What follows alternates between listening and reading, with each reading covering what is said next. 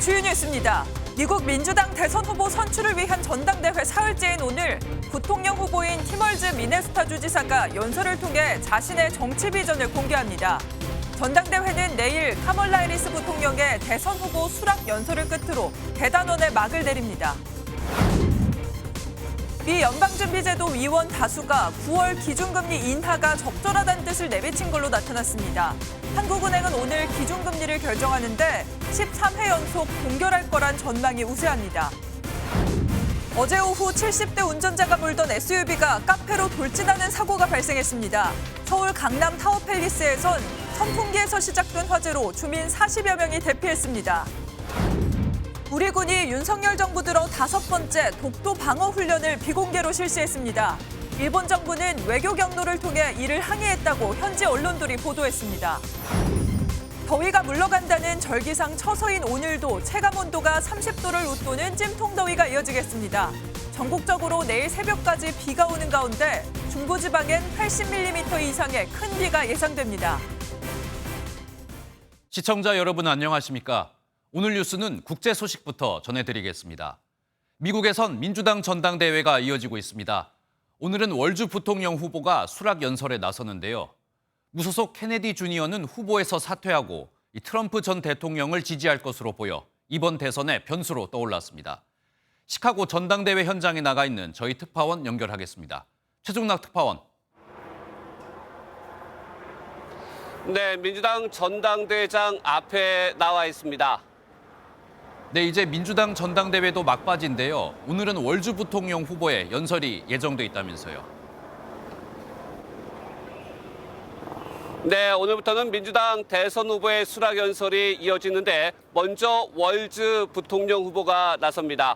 월주는 부통령 후보로 임명되기 2주밖에 되지 않았는데 그야말로 유력 정치인으로 부상을 했습니다.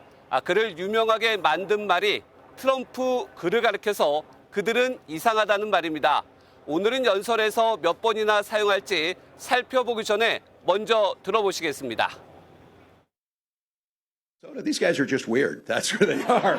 So it isn't much else. Don't give them the power. 월주부는 또한 지지자들과 미국인들을 상대로 정치 비전을 공개하며 월주 자신이 누구인지도 드러낼 예정입니다. 월주 후보는 고등학교 교사, 풋볼 코치 이력으로 옆집 아저씨 같은 포용력과 겸손함이 강점으로 꼽히고 있습니다. 오늘 전당대회 행사에서는 빌 클린턴 전 대통령과 낸시 펠로시 전 하원 의장도 연설할 계획입니다. 네, 그런데 미국 현지에선 월주 후보 부인에 대한 난임 수술 논란이 있다고 하던데요. 어떤 내용인지 전해주시죠. 월주부는 그동안 부인과 아이를 갖기 위해 난임 치료를 받았다면서 체외 인공수정을 했다. 이렇게 시사하는 발언을 해왔습니다. 그런데 월주 부인이 시술이 다른 방식이라고 밝히자 트럼프 캠프 측이 거짓말을 했다고 공격하고 있는 겁니다. 월주 캠프 측은 공화당이 수백만 미국인이 고통받는 일을 소재로 월주 후보 부부를 공격하는 일은 이상한 일이다. 이렇게 또 반박했습니다. 그리고 앞서 저희가 짧게 전해드리긴 했는데 무소속인 케네디 후보가 대선 도전을 포기할 수도 있다면서요. 이 상황은 어떻습니까? 네, ABC 뉴스에 따르면 케네디 주니어가 곧 대선 도전을 포기하고 트럼프 전 대통령을 지지할 것이라고 보도했습니다.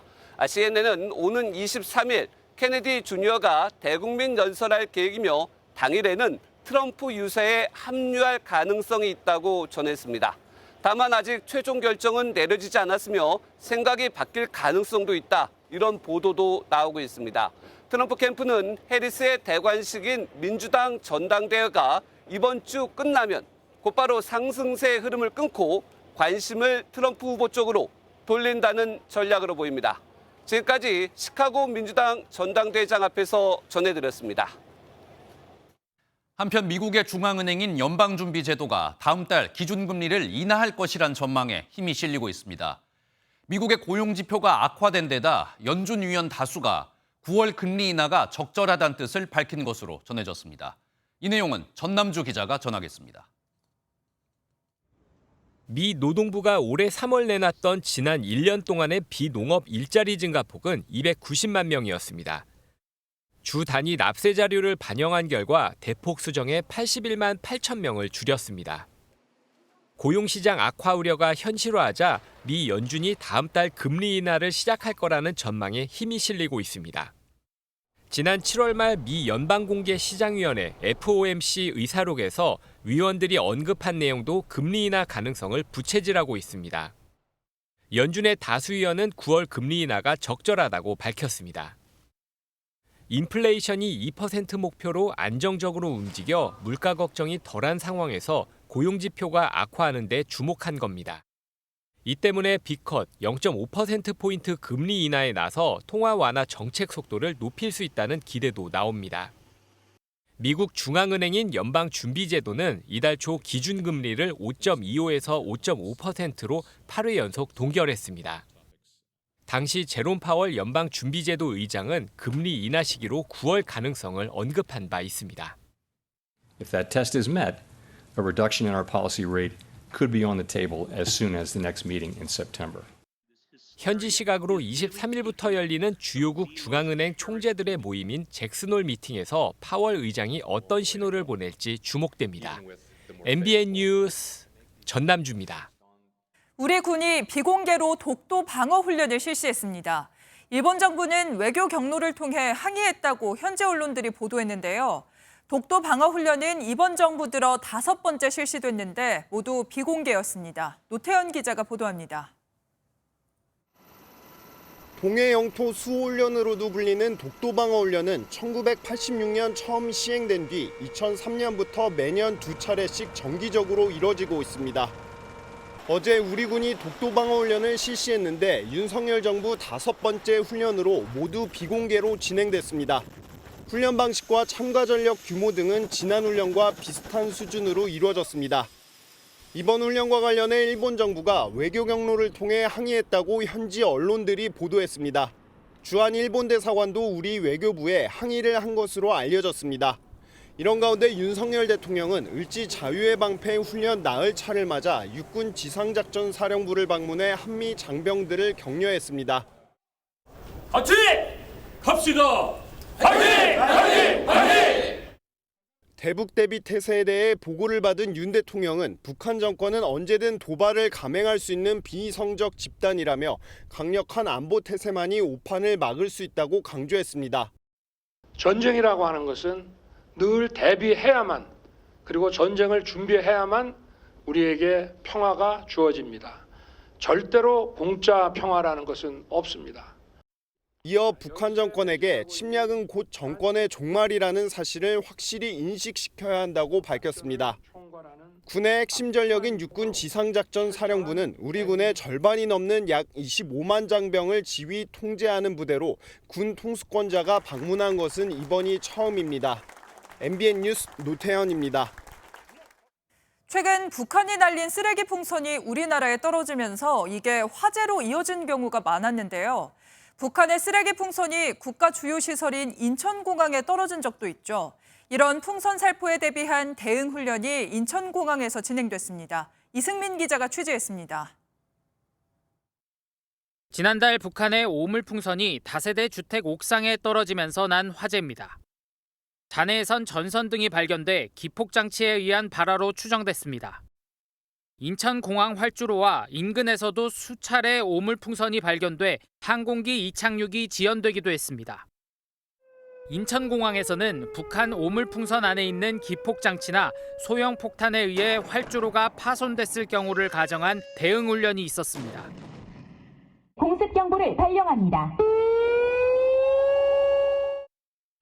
오물풍선이 활주로에 떨어져 폭발하면서 폭 12m, 길이 3m의 구덩이가 파였습니다. 곧바로 소방차가 출동해 불을 끄고 폭발물 처리반 EOD 대원들이 추가 폭발물을 탐색합니다. 이어 26톤의 무게를 견딜 수 있는 특수합금으로 만들어진 복구 키트가 설치됩니다. 실제 작업에 걸리는 시간은 4시간. 복구된 활주로에선 전투기 이착륙이 가능해집니다. 오물풍선이 활주로에 한 14차례 정도 떨어졌습니다. 그래서 일부 지금 활주로 운영이 일부 좀 중단이 된 적이 있어서 그걸 감안을 해서 인천공항은 지난 6월 착륙 항공기의 추돌 사고를 가정한 훈련을 벌이는 등 위기 대응 역량을 키우고 있다고 밝혔습니다.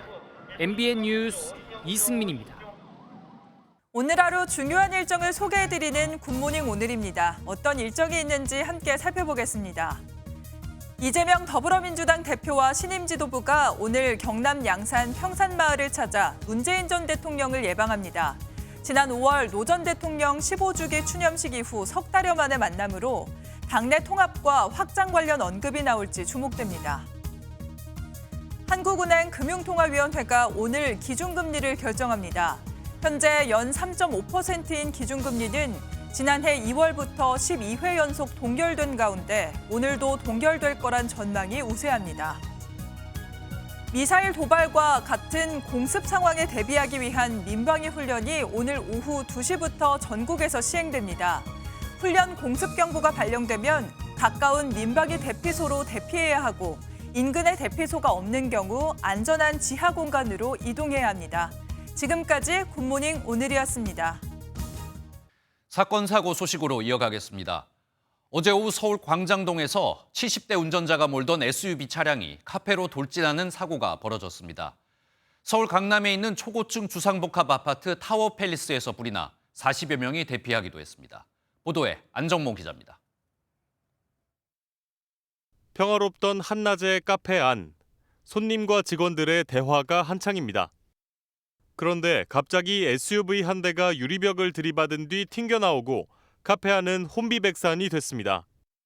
어제 오후 서울 광장동에서 70대 운전자가 몰던 차량이 카페로 돌진했습니다. 갑자기 여기 쾅 소리 나면서 건물도 살짝 흔들리고, 네, 저기도 손님들 다 앉아 계시는 곳이어서 좀 큰일 날 뻔했어요. 차량은 카페 유리벽을 들이받았는데요. 사고 충격으로 건물 외벽에 대리석까지 산산조각난 모습입니다. 카페 안에 있던 사람들은 다치지 않았지만 차량 조수석에 탑승했던 운전자의 아내가 다쳐 병원에서 치료를 받았습니다. 경찰 조사 결과 운전자가 우회전하는 과정에서 중앙선을 침범했고 마주오는 차량을 피하려고 핸들을 과하게 꺾으면서 사고가 난 것으로 파악됐습니다. 운전자는 사고 당시 술은 마시지 않은 것으로 확인됐습니다. 자욱한 연기가 방 안을 가득 채웠습니다. 방 안에는 선풍기 한 대가 시커멓게 그을렸습니다. 어제 오후 서울 도곡동의 타워팰리스 39층에서 불이 나 40여 명이 대피하는 소동이 벌어졌습니다. 불은 약 20분 만에 진압됐는데 다행히 인명피해는 없었습니다. 소방당국은 불이 선풍기에서 시작된 것으로 보고 정확한 원인은 조사하고 있습니다. MBN 뉴스 안정모입니다. 부산의 지하철 공사장 주변에서 싱크홀이 잇따라 발생하고 있습니다. 올해에만 벌써 6번째인데 아직 정확한 원인을 모르고 있어 주민들이 불안에 떨고 있습니다. 박상호 기자가 현장 취재했습니다. 아스팔트 도로에 금이 갔습니다. 그 옆으로 차들이 지나다니고 금이 간 곳에 구멍이 생기기 시작합니다. 구멍이 점점 커지더니 10분 남짓 지나자 지름 5m, 깊이 3m의 거대한 싱크홀이 생겼습니다. 순식간에 주저앉았대요. 보수한다고 와 있는 상황에서도 한쪽에 또 무너져 내리고 이것도 무너져 내리고. 어제 오전에는 여기서 200m 떨어진 도로에 또 싱크홀이 생겨 지나가던 차량 앞바퀴가 빠지는 아찔한 사고가 났습니다. 두 곳 모두 부산 도시철도 사상 하단선 건설 현장 부근입니다. 이곳 지하철 공사장 주변에선 올해만 싱크홀이 6군데나 생겼습니다. 주민들은 또 언제 어디서 사고가 날까 불안하기만 합니다. 싱크홀 바로 옆 건물 바닥에는 어른 손바닥이 들어갈 정도로 틈이 생겼고 곳곳이 갈라지거나 깨졌습니다. 불안감이 있지. 땅이 이만큼 갈라지가 있는데 그물 갑자기 주저앉을 수도 있는 문제고. 부산교통공사는 지하철 공사와는 무관하다는 입장입니다. 상하수도나 우수관이 낡아 싱크홀이 발생한 것으로 추정하지만 말 그대로 추정일 뿐입니다. 사상구청 측은 전문기관에 원인 조사를 맡기고 집안이 무너질 가능성이 더 있는지 살펴보고 있습니다. MBN 뉴스 박상호입니다. 어제 길을 잃은 4살 여자아이가 시민들과 경찰의 도움으로 오빠들을 만나 서로를 부둥켜 안고 눈물을 흘린 소식 전해드렸는데요. 이 대전에선 기저귀만 차고 울고 있던 3살 아이가 경찰의 도움으로 엄마 품에 돌아갔습니다. 길을 잃은 아이들의 소식 저희가 계속 전해드리고 있는데 아이들 지문을 등록해두면 만약 실종이 되더라도 빨리 찾을 수 있다고 하니 꼭 신청해 보셨으면 합니다. 보도에 김영현 기자입니다. 한 주택 앞에 경찰차가 도착합니다. 울타리 너머로 3살 남자아이가 기저귀만 찬 채로 울고 있습니다. 경찰은 아이가 가리킨 집을 찾았지만 아무도 없었고 주변 건물도 모두 불이 꺼진 상태였습니다.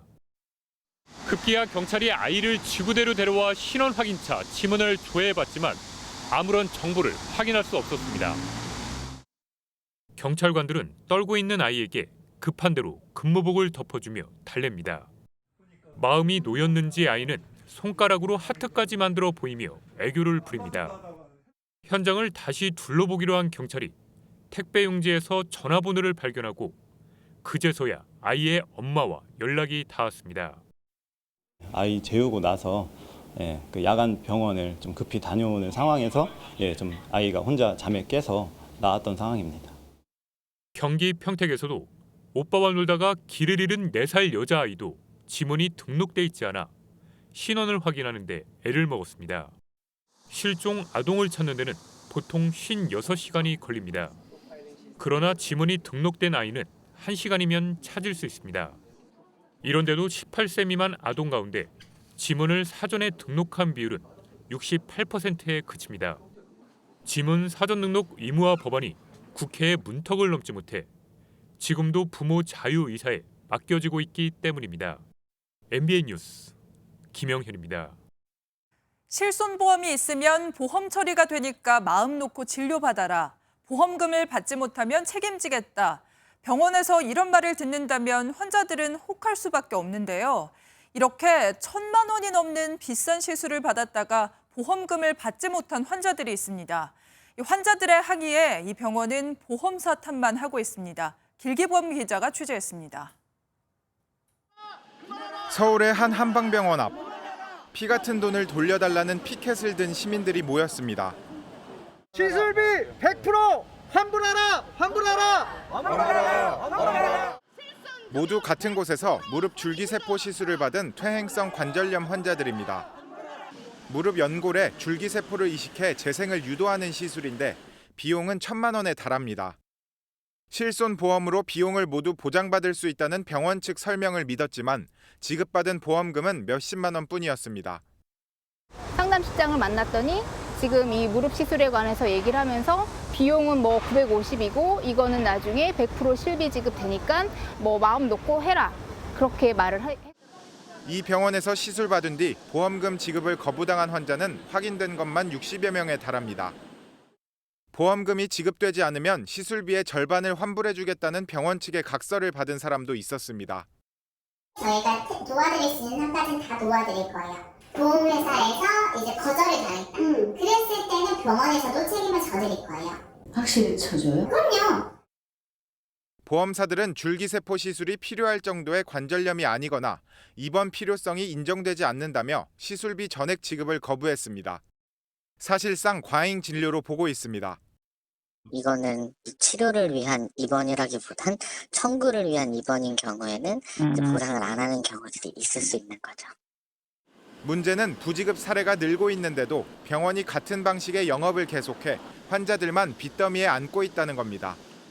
카드 일이 다 지나서 지금 마이너스 통장을 써서 지금 일단은 그거를 하고 또 카드로 계속 지금 돌려막고 하고 있는 중입니다. 병원 측은 보험금 지급을 장담한 적 없다며 보험사 상대로 소송을 준비하겠다는 말만 되풀이하고 있습니다. 일단 저희 병원 측에서는 이제 환불 자체는 이제 생각은 안 하고 있고요. 병원에서 이제 보험사 측으로 이렇게 단체 소송을 좀 검토 중에 있는 상태고요. 환자들은 해당 병원을 사기죄로 경찰에 고소했습니다. MBN 뉴스 길기범입니다. 공영주차장에 캠핑카를 주차해놓고 자기 집처럼 점령해버리는 이른바 알박기 캠핑을 막기 위해서 한 달 전 주차장 법까지 개정됐는데요. 일단 이렇게 법이 새로 만들어지긴 했는데 이런 얌체 캠핑족들은 과연 사라졌을까요? 장진철 기자가 직접 확인해봤습니다. 일명 노지 캠핑 성지 가운데 한 곳인 강원 원주시 섬강둔치. 평일인데도 곳곳에 텐트와 카라반이 보입니다. 계세요. 계시나요? 좋은 자리를 혼자 차지하려고 이른바 알박기를 한 겁니다. 이곳은 비만 오면 쉽게 물이 범람하는 곳입니다. 이렇게 위험 표지판까지 있지만 바로 앞에는 텐트가 버젓이 쳐져 있습니다. 인근 공영주차장은 캠핑족들이 점령했습니다. 100면이 넘는 주차장 대부분은 카라반과 캠핑카가 차지했고 심지어 고장난 것도 있습니다. 시간에 여기 오시는 분들이 저 여름 같은데 이렇게 그늘진 데 놓여야 되는데 이거 사용을 못해요. 계속 이렇게 있습니다. 인천 경인 아라뱃길 무료 공영주차장은 캠핑카 전용 주차장이나 다름없습니다. 강제 견인을 알리는 경고장과 현수막도 소용없습니다. 지방자치단체가 강제 견인 권한을 갖도록 개정한 주차장법이 시행된 지 한 달이 넘었지만 실제 단속까지 이어지지 못한 상황. 견인 대상이 되는 한 달 안에 잠깐이라도 주차장 밖으로 나갔다 다시 들어오면 그 시점부터 다시 한 달간 주차할 수 있습니다. 주차장을 비추는 뭐 CCTV라도 있으면은 모를까. 그렇지 않는 이상은 솔직히 단속하기에는 어려운 실정입니다. 일부 지자체들은 주차장을 유료로 바꾸는 방안도 고민하고 있지만 애꿎은 인근 주민들만 피해를 볼 수도 있어 선뜻 결정을 내리지 못합니다. 알박기를 서슴지 않는 얌체 캠핑족을 잡겠다고 관련법까지 개정했지만 실제 효과는 눈에 띄지 않습니다. MBN 뉴스 장진철입니다. 저희 MBN 취재 결과 김호일 대한노인회장이 공직선거법 위반 혐의로 고발돼 최근 경찰 조사를 받은 걸로 확인됐습니다. 지난 총선에서 노인회 구성원들에게 선거운동을 한 혐의를 받고 있는데요. 이 정당엔 자신의 친동생이 후보자로 등록돼 있었습니다. 이 소식은 노하린 기자가 보도합니다. 김호일 대한노인회장이 공직선거법 위반 혐의로 경찰 조사를 받은 건 지난 12일입니다. 김 회장은 지난 22대 총선 당시 노인회 구성원을 상대로 선거운동을 한 혐의를 받고 있습니다. 총선을 한 달 앞둔 지난 3월 대한노인회가 국회의원을 배출해야 한다고 각종 회의에서 강조했다는 겁니다.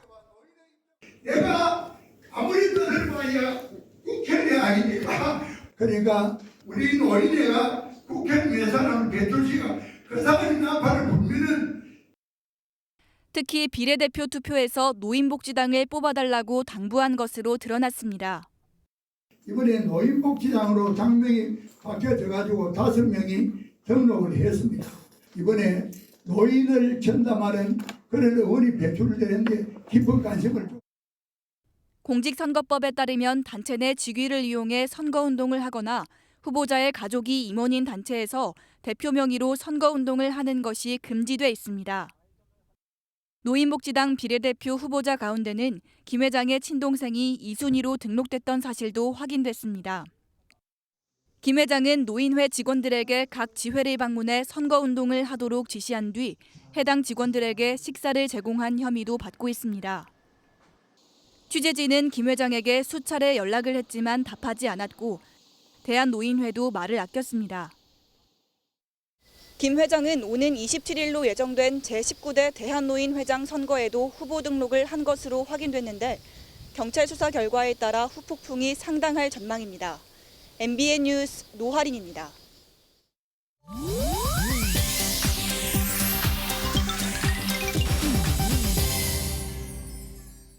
인터넷에선 어떤 소식들이 화제일까요? 인터넷 와글와글입니다. 경기도의 한 무인 아이스크림 판매점에서 아이스크림이 다 녹아 폐기하게 된 사연이 알려졌습니다. 인도를 공사하던 인부가 이 가게의 전기를 무단으로 사용했기 때문인데요. SNS에 사연을 올린 점주는 내부 CCTV를 공개했습니다. 인부로 보이는 사람이 전깃줄을 잡고 가게 안으로 들어오더니 냉동고 옆에 콘센트를 발견하고선 전기를 연결하는 모습이 포착됐습니다. 공사가 시작되면서 결국 가게 안 냉동고의 전원은 꺼져버렸는데요.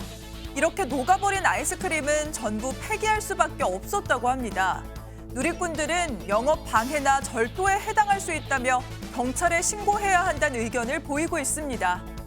장사를 하다 보면 식당 홍보가 상당히 중요하죠. 그런데 충북 진천의 한 식당이 SNS에 제발 가게 사진을 올리지 말아달라는 현수막을 내걸었다고 합니다. 그 이유가 뭘까요? 최근 여러 온라인 커뮤니티에 해당 식당의 근황이 전해졌는데요. 계곡에 테이블과 의자를 두고 백숙, 삼겹살 등을 판매하는 곳인데 사진을 보면 물 안에 플라스틱 간이 의자가 여러 개 설치돼 있습니다. 알고 보니 계곡 안에서 불법 영업을 하고 있었던 건데요. 행정처분이 진행 중이지만 장사를 계속하고 있었다고 합니다. 원상복구하라는 명령 조치 이후에도 이런 현수막을 내걸어 불법 영업 적발을 피하기 위한 꼼수를 부렸지만 결국 식당은 관련법 위반으로 검찰에 넘겨졌다고 하네요. 이상기후로 마늘 가격이 폭등한 인도에서 시멘트로 만든 가짜 마늘이 등장했습니다. 인도 중서부 마하라슈트라주에 사는 여성은 최근 노점상에서 마늘을 구입했는데요. 마늘을 손질하려는데 껍질이 벗겨지지 않아 깨뜨려 봤더니 황당하게도 마늘이 아니라 시멘트 덩어리가 드러났습니다. 시멘트를 감추려고 표면엔 흰색 코팅을 입혀놨고 아랫부분엔 가짜 뿌리까지 붙여놨는데요. 이 여성이 SNS에 올린 마늘 영상은 빠르게 퍼지면서 현지 언론 매체에까지 보도됐고 인도 시민들은 크게 분노하고 있다고 하네요. 인터넷 와글와글이었습니다. 정치권 소식입니다.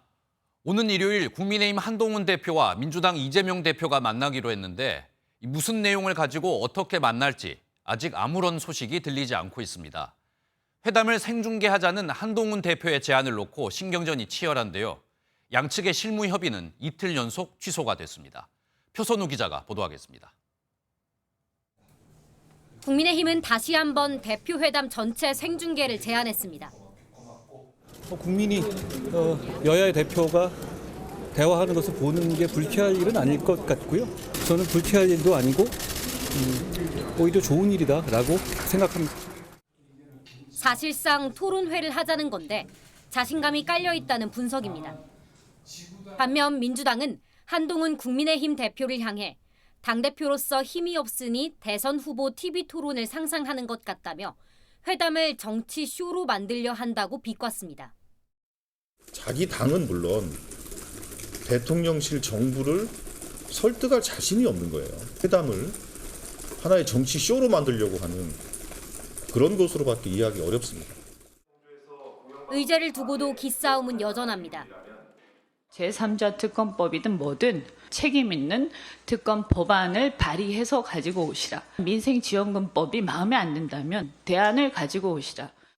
이재명 대표도 이에 대해서 어떤 전향적인 입장을 좀 나타내기도 했었는데 금투세가 우리 주식시장, 우리 민생에 많은 영향을 미치는 만큼 제대로 협의를 해서 논의를 하자. 여야 간 수싸움이 치열한 가운데 한 차례 미뤄졌던 양측의 실무 협의는 또다시 결렬됐습니다. MBN 뉴스 표선우입니다. 민주당 이재명 대표와 조국혁신당 조국 대표가 만났습니다. 야권을 대표하는 두 사람의 만남은 화기애애한 분위기 속에서 진행이 됐는데요. 하지만 두 사람은 오는 10월 호남에서 맞대결을 앞두고 있습니다. 조국혁신당은 호남 올인에 나섰는데 민주당도 텃밭 수성을 위해 호남 인사를 중용할지 고민 중입니다. 이 내용은 서영수 기자입니다. 환하게 웃으며 두 손을 맞잡은 이재명 대표와 조국 대표는 한 목소리로 협력을 강조했습니다. 조국혁신당과 우리 민주당의 관계는 협력적 경쟁관계, 경쟁적 협력관계 이렇게 표현할 수 있을 것 같고 조국혁신당과 민주당이 협력을 해야 더 좋은 나라 그리고 더 좋은 정권 교체가 이루어진다고 저는 믿고 있습니다. 다만 오는 10월 재보궐선거에서 전남 곡성과 영광을 놓고 맞대결을 피하긴 어렵습니다. 조국혁신당은 조 대표가 호남 새살이까지 계획하며 일찌감치 표밭 다지기를 시작했는데 민주당은 사정이 다릅니다. 지난 전당대회에서 또다시 호남 출신 최고위원을 배출하지 못하면서 호남 홀대론마저 나오는 겁니다. 자연스럽게 지명직 최고위원엔 호남 인사를 앉혀야 한다는 목소리가 커지고 있는데 지도부에서도 필요성을 인정하는 분위기입니다.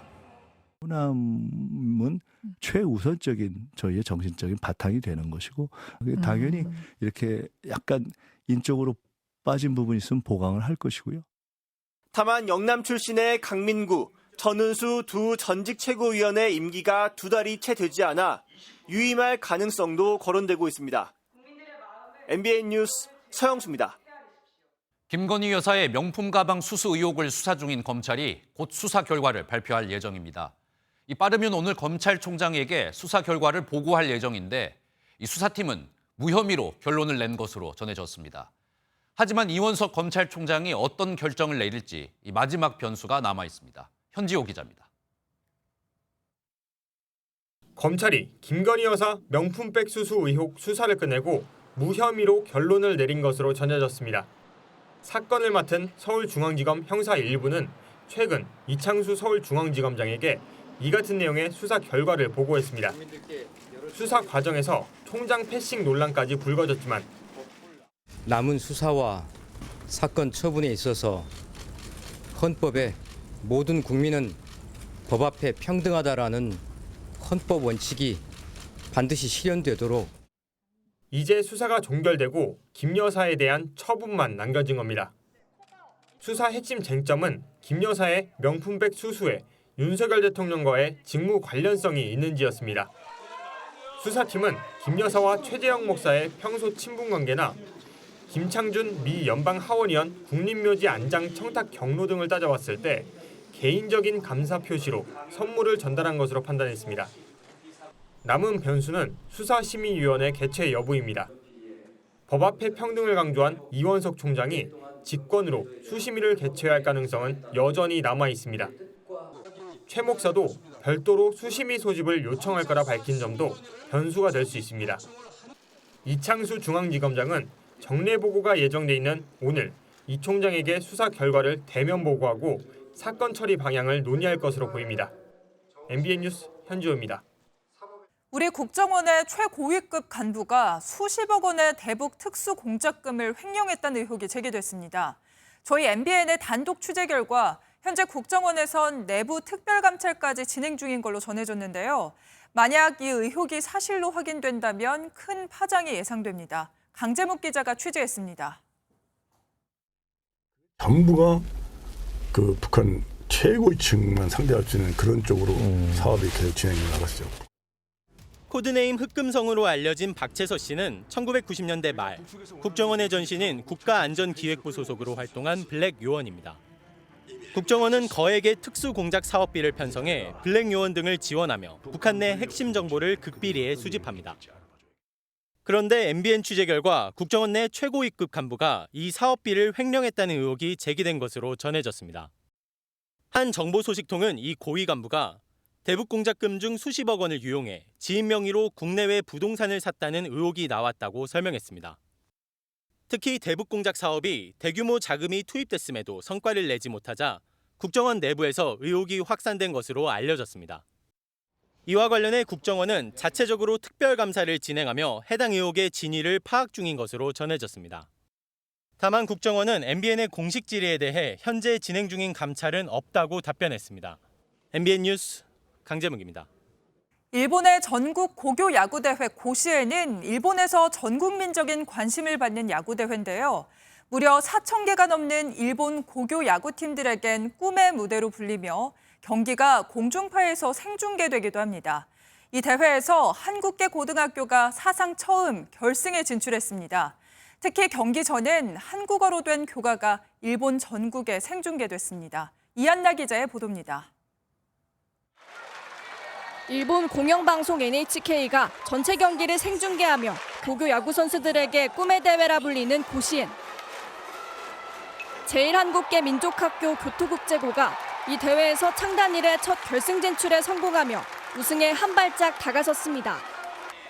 준결승 상대는 올해 3월 본 고시엔 1회전에서 패배를 안겼던 강호 아오모리 야마다 고교였습니다. 경기 초반 연속 안타를 맞으며 2점을 먼저 내주는가 싶었지만 6회에 3점을 몰아쳐 짜릿한 역전승을 거뒀습니다. 경기장엔 지난 8강전 승리에 이어 또다시 한국어 교가가 울려 퍼졌습니다.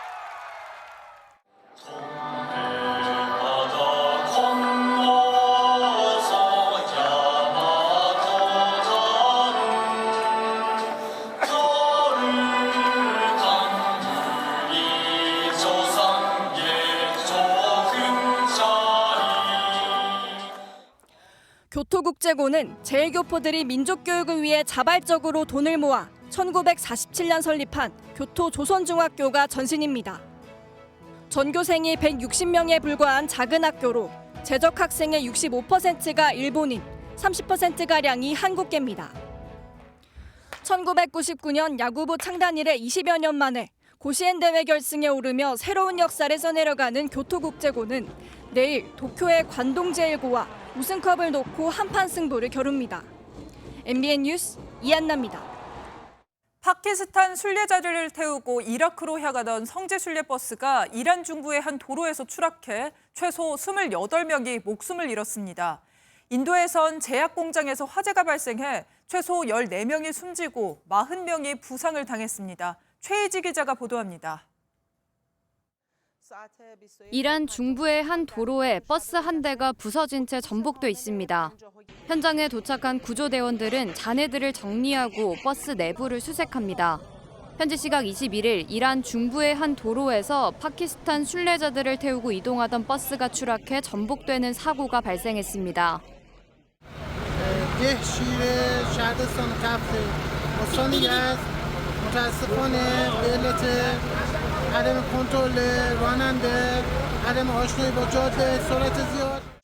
버스 탑승객 53명 중 28명이 사망하고 23명은 다쳐 치료를 받고 있습니다.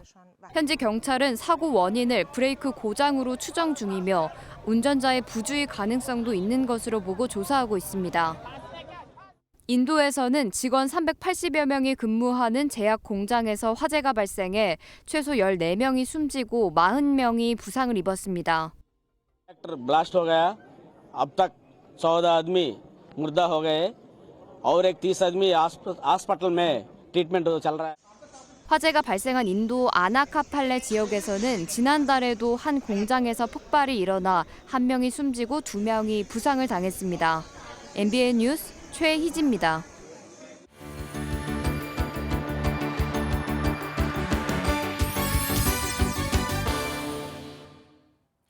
굿모닝 월드입니다. 일본에선 더위를 이겨내게 하기 위해 송아지에게 이러한 조치를 취했다는데요. 무엇일까요? 화면으로 함께 만나보시죠. 냉동고에서 얼음 조각을 꺼내 보자기에 가득 넣어 송아지를 위한 넥쿨러를 만들었습니다. 더운 여름철 송아지가 견딜 수 있는 온도는 어미소보다 훨씬 낮은데요. 하루 종일 더위에 노출되면 죽을 수도 있기 때문에 열을 식혀줘야만 합니다. 얼음팩은 물론이고 선풍기를 켜고 우사에 안개를 분사하는 등 섬세한 관리를 해줬습니다. 우리나라처럼 올해 기록적인 더위를 기록하고 있는 일본에선 송아지들을 더위로부터 이렇게 지켜내는 중이라고 하네요. 핑크 강돌고래를 아시나요? 바다가 아닌 강에서 사는 강돌고래 중에 가장 큰 돌고래로 지느러미 쪽에 옅은 핑크색을 띠는데요. 이 핑크 돌고래가 강둑에 갇혀 구조됐었다고 합니다. 볼리비아로 가보겠습니다. 지난 19일 볼리비아 산카를로스 지방 야파카니 강 유역에서 분홍 돌고래가 발견됐습니다. 분홍빛깔의 핑크 돌고래가 강둑에 갇혀 오도 가도 못하는 상황이 됐는데요. 인근 주민들이 이를 발견하고는 구조에 나섰고 돌고래를 깊은 곳으로 방류해줬습니다. 볼리비아에서는 강 돌고래라고 해서 강에 사는 핑크 돌고래들이 종종 발견되는데요. 아직 개체수와 서식지 등은 명확하게 알려지지 않았다고 합니다. 발로 물레를 돌리면서 쉴 새 없이 도자기를 만들어내고 있습니다. 이스라엘과 전쟁 중인 가자 지구에서는 이 도자기를 만드는 수요가 늘었다는데요. 그 이유가 무엇일지 화면으로 함께 만나보시죠. 이스라엘과 전쟁 중인 가자 지구의 한 도자기 공장입니다. 오랜 봉쇄와 전쟁으로 전기가 부족해지면서 기계 대신 발로 도자기를 빚고 있는데요.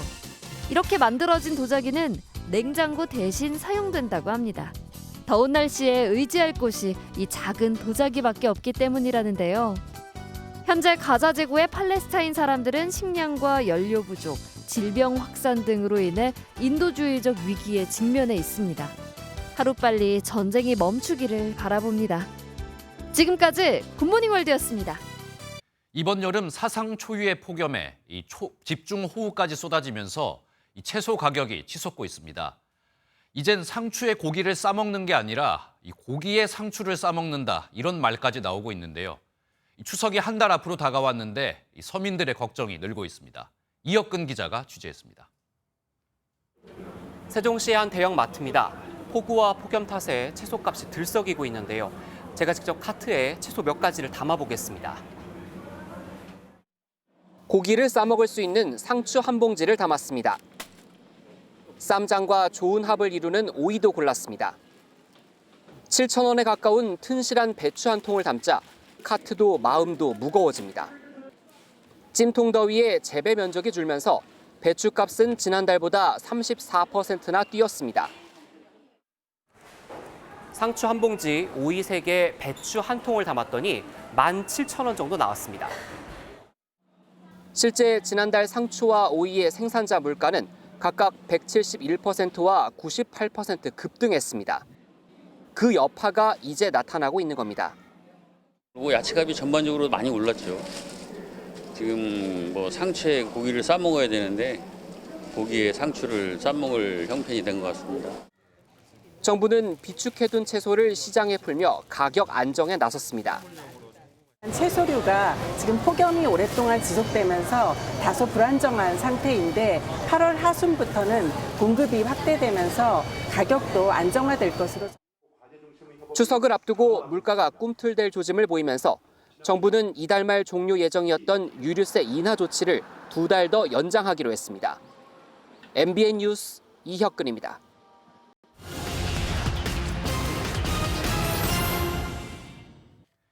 지난 2년 동안 떨어졌던 서울 오피스텔 값이 하락세를 멈춘 것으로 나타났습니다.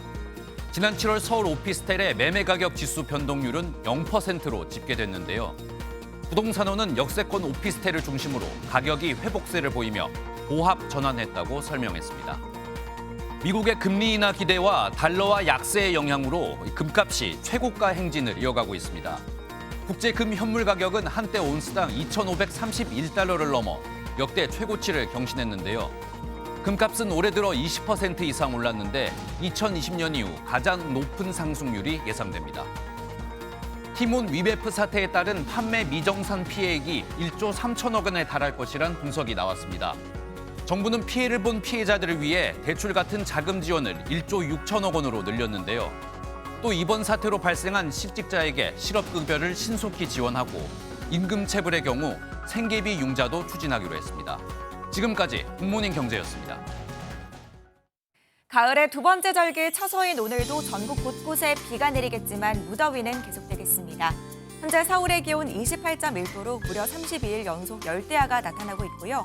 한낮에는 높은 습도 탓에 체감온도가 34도까지 오르겠습니다.